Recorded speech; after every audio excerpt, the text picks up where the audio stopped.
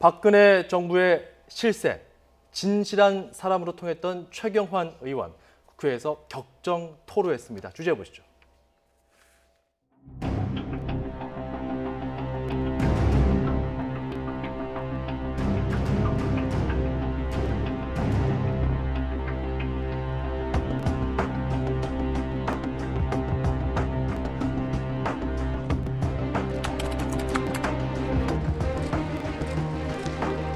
뇌물을 받았다 하는 그런 소문이 없는 고민을 하고 있습니다. 참 억울함도 고소해보고 온갖 해봐도 지금 막무가내로 밀어붙이고 있습니다. 답답함과 어려운 점을 우리 국민 여러분들이 기권해야 될 것이다 하는 그런 부탁을 소문이 없이 불공정한 정치 보복성 수사에 정상적으로 임할 수가 있겠습니까? 이렇게 무자비하게.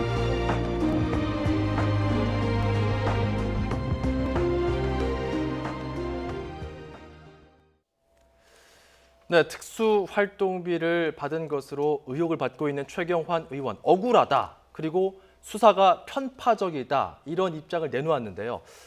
변호사님, 어떤 점 때문에 편파적이다 이렇게 주장하는 거죠? 아마 이게 최경환 의원의 주장은요. 뭐냐면 이게 권한도 없는 기재부 장관한테 로비하는 게 말이 되느냐, 이게 핵심이거든요. 근데 저는 이게 주장에 선뜻 동의하기 어려운 게, 예를 들어 이게 기재부 장관은 모든 예산권이 있어요. 그럼 이게 국정원의 특수활동비도 예산권이 있잖아요. 근데 왜 아무 권한이 없느냐, 이게 말이 안 되고요. 저는 이게 합리적인 증거를 보면, 예를 들어 이게 국정원의 작업 일지도 있지만 이현숙 기조실장의 정언, 또 이게 이병기 국정원장의 정언, 이런 여러 가지 정언들이 있잖아요. 그렇다면 이게 저는 국회 개혁 중에 가장 필요한 게 불체포 특권이에요. 이거는 정말 필요 없는 특권을 이렇게 내려놓아야 될 이런 부분이기 때문에 저는 이게 최경환 의원이 불체포 특권 뒤에 숨어서 불응하는 게 아니고 오히려 이게 당당하게 검찰에 나가서 본인이 억울하면 이게 결백을 밝히는 게 맞지 않나 이래 봅니다. 예. 자, 최경환 의원, 어제는 또 한국당 의원 116명에게 장문의 편지를 썼는데요. 3,000자가량이 됩니다. 이거 좀 핵심 내용만 추려서 제가 잠깐 읽어드리겠습니다. 자, 억울하다, 답답하다 이런 입장인데 털어도 아무것도 안 나오는데 정치 보복 칼날 거두기는커녕 터무니없는 죄 뒤집어 씌웠다. 정치 생명 걸고 특활비 뇌물 받은 적 없다고 했고요. 또 무소불위 권력을 갖고 있다 해도 국회와 야당 우습게 알아도 유분수다. 한토리의 눈먼 정권이 자기 한 사람에게 만족하겠느냐, 이런 식으로 좀 쏘아붙이는 내용을 담아서 이야기를 했습니다. 상당히 좀 억울하고 분하다는 입장인데요. 이현정 위원님, 네. 지금 최경환 의원 굉장히 억울해하고 있는데 어떻게 봐야 될까요? 글쎄, 일단 개인적으로 보면 본인이 이제 여러 가지 억울한 심정을 토로하는 거는 이해가 되지만, 문제는 지금 사실은 이제 경제부총리까지 지낸 분 아니겠습니까? 자, 그렇다면 지금 검찰의 소환에 응하지 않을 저는 이유는 없다라고 보거든요. 그렇다고 한다면 지금 일단 여러 가지 증거들이 나타나고 있습니다. 그렇기 때문에 일단 좀 소환에 응한 것이 저는 타당하지 않을까 싶습니다. 잠시만요. 이런 가운데 방금 들어온 소식이 있습니다. 김관진 전 국방부 장관에 이어서 임관빈 전 국방부 정책실장도 구속이 합당한지 다시 판단해달라고 요구해서 법원이 석방을 결정했습니다. 네, 서울중앙지방법원의 결정이 나왔습니다. 임 전 실장의 구속 적부심 청구에 대해서 보증금 1,000만 원 납입 조건부로 인용 결정이 내려졌습니다. 법원은 일부 혐의에 다툼의 여지가 있고 또 증거인멸이나 도주 우려가 있다고 보기 어렵다면서 인용 결정을 내린 배경을 설명했는데요. 네, 임 전 실장, 지난 2011년부터 2013년까지 군 사이버사령부를 지휘하는 국방정책실장으로서 정치관여 활동에 가담한 혐의를 받고 있는데요. 앞서 법원은 지난 11일 임 전 실장의 주요 혐의인 정치관여가 소명되고 증거인멸의 염려도 있다면서 검찰이 청구한 구속영장을 발부했습니다. 예, 자, 임 전 실장의 상관이자 또 사이버사의 댓글 공작에 관여한 혐의로 구속됐던 김 전 장관은 같은 재판부의 심리로 진행된 구속적부 심사를 통해서 22일에 석방이 됐죠. 자세한 내용 다시 한번 정리를 할 텐데, 일단 임관빈 구속적부심 관련해서는 저희가 이 부분을 좀 짚어봐야 될 것 같아요. 임관빈 누군지 예. 국방부 전 정책실장인데 그렇죠. 어떤 혐의를 받는지 다시 한번 좀 정리해 볼까요? 아까 김관진 전 장관 밑에서 함께 댓글 사건에 관여했다고 지금 알려지고 있는 사람이에요. 그러니까 예. 저는 이번 지금 법원의 판결이 그 전에 법원에 구속영장을 발부했을 때 판결하고 너무 다르지 않습니까? 제가 지난번에도 한번 얘기한 것 같은데 이게 구속영장 발부할 당시에 지금 얘기한 것과 반대로 얘기했어요. 증거인멸의 여지가 있고 그 다음에 범죄 소명이 되고 라고 해서 영장이 발부됐는데 재판부가 또 물론 재판부가 다릅니다만 법원이 같은 사안에 대해서 다른 판결을 내리게 되면 국민들이 사법부에 대해서 어떻게 생각을 하겠습니까 지금? 예. 물론 저는 그 판사에 대해서 개인적으로 비판할 생각은 없습니다. 그러나 법원이 이렇게 지금 김관진 전 장관이 구속적부심에서 풀려나니까 임관빈 전 정책실장도 본인도 같은 혐의 아니겠습니까? 그래서 또 본인도 그럼 구속적부심 해달라고 얘기한 거 아니에요? 예. 그러니까 그 법원 같은 법원이에요 그게. 그 같은 부장판사가 지금 김관진 전 장관도 풀어주고 석방을 해주고 지금 임관빈 정책실장 전 군 정책실장도 석방을 해줬는데 예. 이렇게 되면 국민들이 사법부에 대한 신뢰가 얼마나 형평성과 공평성이 있는지에 대해서 의문을 가질 수밖에 자, 없다는 오늘 거죠. 오후 2시부터 서울중앙지법에서 이 구속 적부 심사가 열렸는데 자, 변호사님, 네. 지금 이 경우 같은 경우는 김관진 전 국방부 장관하고 지금 같은 상황이 벌어졌단 말이죠. 이렇게 되면은 검찰 쪽이 상당히 좀 난처한 입장일 것 같은데요. 그렇죠. 이게 아마 지금도 이게 김관진 실장 그 석방될 때도 검찰이 이게 강력 반발했거든요. 저는 이게 반발이 더 커질 거로 아마 이게 법원하고 검찰의 전면전 이게 아닌가 생각이 드는데 예. 저는 이게 그 내용은 제가 정확하게는 모르지만 그동안 이게 구속적부심은 교과서에만 있었어요. 저도 이게 변호사 20년 동안 딱 2번 했는데 그것도 이게 사후에 합의를 했다든지 사정 변경이 있을 때 예. 그게 없으면 이게 된 적은 거의 없어요. 지금 같은 상황은 굉장히 이례적인 겁니까? 아주 이례적이죠. 왜냐하면 이게 아무런 상황 변화가 없이 된 거 아닙니까? 근데 이게 교과서에는 맞아요. 왜냐하면 이게 구속적부심의 성격은요. 바로 이게 영장 발부에 대해서 항소심, 재심의 성격이 있습니다. 다시 한번 이게 판단해보는 상급 그거기 때문에 예. 저는 이게 뭐 법원의 결정을 일단 존중하는 게 맞지 않나 이런 생각이 듭니다. 예, 예. 계속 구속적부심에서 석방이 되고 있는데 이렇게 연이어 이런 결정이 나온 배경에 대해서 한번 짚어주시죠. 일단 지금 혐의에 대해서 일단 지금 법원 내에서 좀 엇갈린 시각이 있는 것 같아요. 왜냐하면 지금 댓글 지시를 했다. 자, 이런 거 관련해서는 일단 지금 김관진 실장 같은 경우도 보면 지금 댓글의 어떤 그 숫자가 너무 작다라는 것이고 그다음에 예를 들어서 그 사이버 사령부의 특정 지역 출신들을 선출해 뽑아라. 라고 지시했다는 것도 보면 지금 서로 간의 진술이 많이 차이가 나지 않습니까? 예. 이제 그런 면에 봤을 때 일단 지금 이제 적부심 심사 법원에서는 그런 것이 다툼의 소지가 충분히 있다. 네. 그리고 이제 그 김관진 실장이 그동안 30여 년 동안 군에서 근무해 왔고 또 그동안 해왔던 것 자체가 과연 구속할 만한 사안인가 이 부분에 대해서 이제 이번 법원 자체가 보면 좀 이제 의문을 표시하고 있는 것이거든요. 그래서 예. 이게 지금 혐의가 없다는 게 아닙니다. 예. 문제는 이게 과연 구속을 해서 수사할 필요가 재판을 받을 필요가 있느냐 없느냐에 대한 판단의 문제고 사실 이제 김관진 전 장관을 석방했기 때문에 그 논리로 보자면 예. 당연히 임관빈 정책실장도 그 밑에서 똑같은 역할을 수행을 했기 때문에 예. 실제로 논리적으로 보면 석방하는 게 맞는 이야기죠. 일단 뭐 재판 자체는 이루어질 수 있는 부분인데 어쨌든 불구속으로 지금 진행이 된다 이런 상황이 나온 겁니다. 그렇게 된다면은 검찰에서 어찌됐건 전체적인 수사의 윤곽을 잡아갈 때 이명박 전 대통령으로 향하고 있었던 수사의 칼끝 상당히 지금 무뎌질 수 있는 부분이 있겠네요. 그 딜레이가 될 수밖에 없죠. 지금 김태효 원래 그 비서관이었죠. 정책 비서관이었나요? 이명박 정부 때. 그 사람 불러 조사하려다가 지금 그걸 연장시켜놨어요. 연기를 시켰습니다. 지금 김관진 전 장관이 석방이 되면서 이게 이제 여러 가지로 수사에 차질이 생기는 거 아니겠습니까? 그런 부분에서 문제가 있다고 보여지고 또 한 가지는 증거인멸의 우려가 없다고 얘기하는데 제가 볼 때는 입맞추기 할 가능성이 충분히 있다고 봐요. 이 두 사람이 지금 석방이 돼서 관련된 혐의나 여러 가지 내용에 대해서 말을 맞출 가능성이 충분히 있지 않겠습니까? 네. 그런 부분들이 고려가 안 됐다는 것도 좀 이해가 안 되고 임관빈 정책실장 같은 경우는 이 댓글 혐의뿐만 아니라 한 가지 혐의가 더 있습니다. 예. 연재욱 전 사이버 사령관으로부터 매달 500만 원, 3천만 원을 받았어요. 그러니까 뇌물을 받은 수수한 부분도 있거든요. 그런 부분이 있음에도 불구하고 오늘 또 적부심에서 풀어줘서 이게 과연 사법부가 뭐는 아까도 제가 말씀드린 재판부를 제가 비판할 생각은 없습니다. 그러나 이런 판결들이 자꾸 나오게 되면 앞으로 이런 사례가 계속 나오지 않겠습니까? 제가 볼 때 댓글 관련해서 잡혀 들어간 사람이나 아니면 구속된 사람들 입장에서 계속 적부심 신청할 거고요. 그래서 풀려나게 되면 그러면 아예 이런 생각이 들지 않겠어요? 구속영장에 관련된 조사가 할 거냐 과연. 왜냐하면 구속 적부심 한번 풀려나 버리면요 다시 구속영장을 청구할 수가 없어요. 예. 그렇게 지금 법이 돼 있기 때문에 그러면 구속영장 청구해서 그걸 심판을 받아볼 이유가 있겠냐는 생각이 들 수밖에 없는, 의문이 들 수밖에 없는 그런 상황이라고 볼 수 있겠습니다. 네. 예. 자, 이와 관련해서 저희가 다시 한번 또 추가되는 소식이 있으면 정리해서 알려드리겠습니다. 일단 최경환 의원도 검찰 소환 조사를 앞두고 있습니다. 검찰에서는 소환을 계속해서 밀어붙이겠다는 입장을 저희가 앞서서도 보도해드렸는데 최경환 의원 오늘 어떤 반응 내놓았는지 국회로 가보겠습니다. 캐도 아무것도 안 나오니까 이 전 정권의 소위 실체였으니까 뭘 하나라도 캐내서 이거 뒤집으셔야 된다. 터무니없이 불공정한 정치보복선 수사에 정상적으로 참 임할 수가 있겠습니까? 공정한 수사가 담보가 되면 저는 언제든지 가서 나의 그 의혹을 당당하게 풀고 하겠습니다만은 공정하지 못한 이런 수사 여기에는 저는 협조하기가 참 어려울 것 같다 하는. 소환에 불응하신다는 그 여건 되면은 얼마든지 수사에 응하야 됩니다. 그런 생각. 지금은 매우 수사가 편파적으로 불공정하게 이루어지고 있다. 그런 취지의 말씀입니다. 터무니없다, 황당하다라는 건데 만약에 그렇다면 강제 수사도 가능한 겁니까, 변호사님?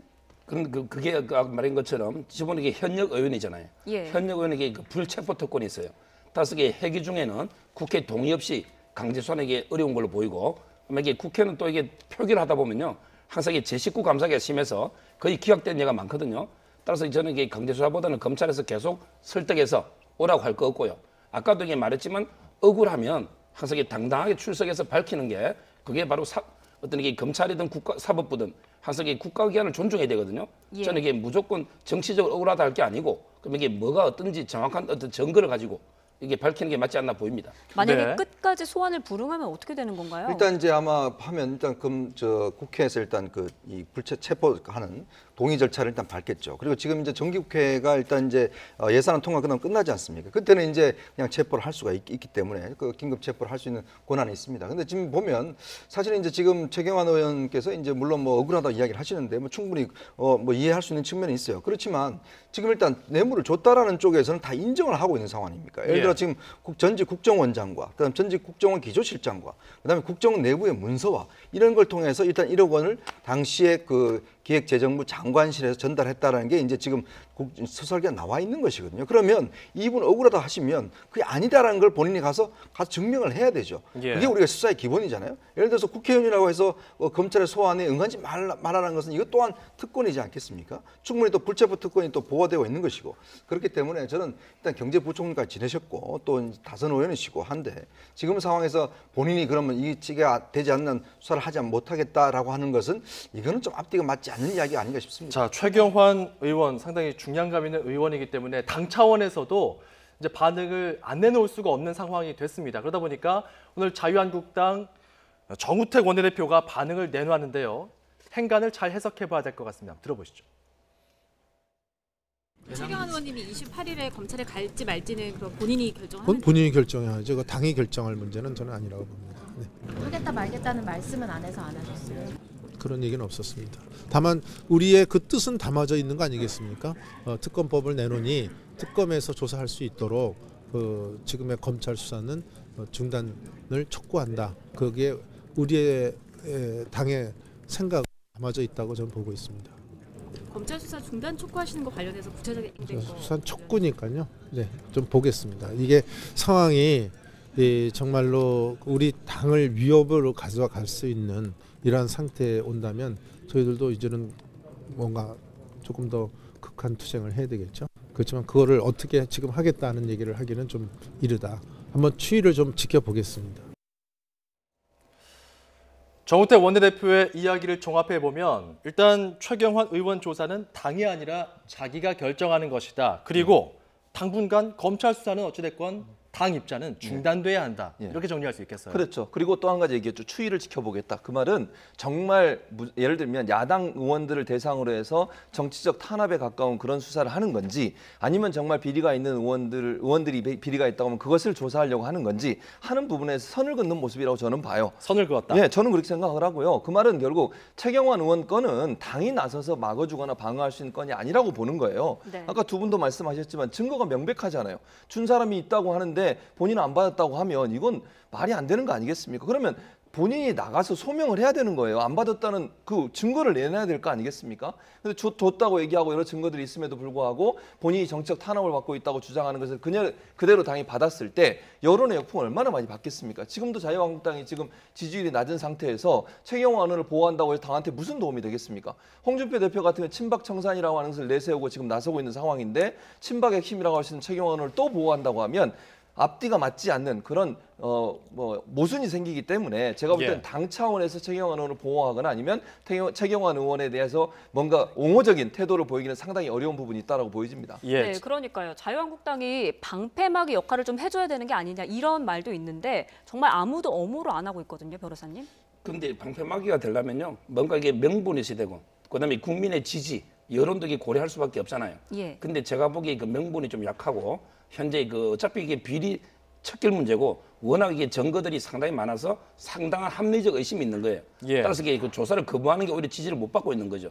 따라서 이게 당으로서는 한계가 있는 겁니다. 일단 지금 자유한국당에서는 당론으로 정했다라고 나온 것이 특검 도입하겠다. 그리고 추진하겠다. 그리고 국정조사까지 하겠다라는 건데 이거 어디까지 조사한다는 겁니까? 그래서 일단 지금 뭐 발의는 할 수 있지만 하기 위해서는 또 국회 과반수에 통과가 돼야 되지 않습니까? 그러면 이제 국민의당이 동의를 해줘야 되는데 아마 국민의당이 동의할지는 좀 의문이에요. 저는 근데 문제 중에서 이 특히 이제 법무부와 검찰의 특활비 있지 않습니까? 이 같은 경우는 충분히 아마 좀 그 국회에서 국정조사를 할 만한 것 같아요. 왜냐하면 사실 이 문제는 좀 우리가 공론의 장을 통해서 좀 문제를 좀 논의를 해봐야 될 것 같거든요. 왜냐하면 이게 지금 예를 들어서 법무부에 검찰에 배당되는 특활비를 법무부가 가져갔다고 썼다라고 한다면 이게 관리라고 한다면 과연 이 관리가 맞는 것인지 이런 부분에서 국회라는 장을 통해서 국정조사라는 게 사실 그거 하라고 있는 것이거든요. 이전 정권까지 다 해야 되는 겁니까? 뭐 그런 예를 들어서 이제 하다 보면 이게 문제가 생기면 그럼 이전 정권도 했다라고 한다면 그럼 그때도 한번 해보자. 자, 그러면 이게 결국은 이게 사람의 처벌보다는 제도적 개선을 추구하는 게 바로 이제 국정조사 아니겠습니까? 그 취지라고 한다라면 저는 충분히 이거는 여야가 함께 한번 해볼 만하다. 그렇지만 특검 문제 같은 경우는 사실은 이 부분 관련해서 지금 특검 같은 경우는 뭔가 하려면 뭔가 뚜렷한 거 있다든지 이런 혐의가 있어야 되는데 이걸 하기에는 아직까지는 좀 무르익지 않는 것 같아요. 그래서 먼저 제가 볼 때는 국회 차원에서 일단 국정조사를 한번 국회가 충분히 할 수 있는 것이기 때문에 당론으로 좀 볼 필요가 있다. 그렇죠. 한번 해볼 만하다는 전 생각입니다. 네. 제가 이게 한 말씀만 드리면요. 저는 이게 국정조사 저도 동의하는데 왜냐하면 이게 검찰이 법무부에 상납하는 게 문제가 있어요. 왜냐하면 법무부 장관이 이게 몇십억씩 특수활동을 쓸 이유가 있거든요.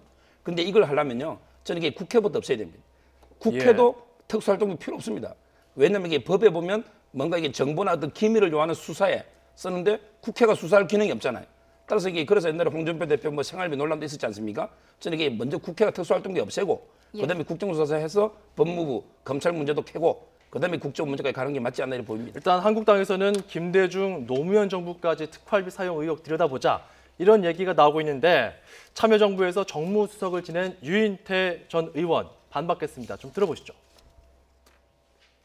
노무현 정부에서 청와대 정무수석을 하셨잖아요. 예. 특활비. 그때도 당연히 청와대 특활비라는 게 있었죠? 예, 그럼요. 그 특활비가 제가 알기로 김영삼 정부 때까지는 쓰는 게 관행이었고 박지원 의원이 증언한 바에 의하면 김대중 정부부터 없어졌다고 그랬고 그 수석들한테 월 한 500만 원 이제 특활비가 줘주는데 노무현 대통령이 처음 취임해서 전 수석 보좌관들을 모아놓고 우리 저 역사에 그 당당합시다. 투명합시다. 그러니까 이 특활비를 전부 내역을 적어서 기록관에 남기자. 기록에. 그래 우리 때 노무현 정부에서 수석들이 쓴 특활비 내역은 국가기록원에 다 보관이 돼 있어요. 아니, 특활비. 네, 그러니까 노무현 정부에서는 일절 없었다는 거잖아요. 노무현 정부 때는 이런 거죠. 지금 유인태 전 의원의 말에 하면 이런 거죠. 특활비가 청와대 특활비가 있었는데 그 특활비의 일부를 500만 원씩 수석들한테 나눠줬다는 거예요. 그러니까 본인들이 업무할 때 필요할 때 써라. 그 대신 우리가 좀 깨끗하게 하자라고 해서 쓴 내역들을 전부 기록하자고 했던 거고요. 예. 그걸 대통령 기록물로 지정을 해서 30년 동안 못 보게 넘겨주자. 그러니까 결국은 이런 거잖아요. 업무를 위해서 공적 업무를 위해 쓰는 것에 대해서는 문제가 없다라고 보는 것 같고 그것이 결국은 수석들한테 넘겨지면서 돈을 사용한 것으로 보여져서 제가 볼 때는 이제 유인태 전 의원 같은 경우에는 우리는 깨끗하게 돈을 썼다라고 하는 걸 강조한 것 같고 특활비 얘기를 잠깐만 제가 말씀을 드리겠습니다. 지금 현재 법무부의 그러니까 검찰의 그 예산은 법무부 검찰국에서 예산을 편성합니다. 그 예산에서 특활비 세목 중에 어디에도 이 특활비는 검찰목, 이 특활비는 법무부목 이거 없습니다. 네. 세목 자체. 그러니까 법무부가 예산을 편성하면서 특활비를 만들어내고 그 특활비 항목을 검찰과 법원이 함께 쓰도록 돼 있어요. 예를 들면 수사 일반이라는 세목이 있고요. 검찰 수사 지원이라는 세목이 있는데 이 두 세목은 검찰, 법원이 다 쓸 수 있어요. 예. 그러니까 지금 현재 말하는 것처럼 검찰의 돈이 넘어가서 그게 법원으로 법무부로 넘어온 게 아니라는 거예요. 네. 세목 자체가 그 부분에 오해가 있는 부분들은 바로잡아야 되는 생각이 듭니다. 네, 어찌됐든 이 특활비 논란 어디까지 전개되고 어떻게 마무리가 될지 지켜봐야 될 것 같고요.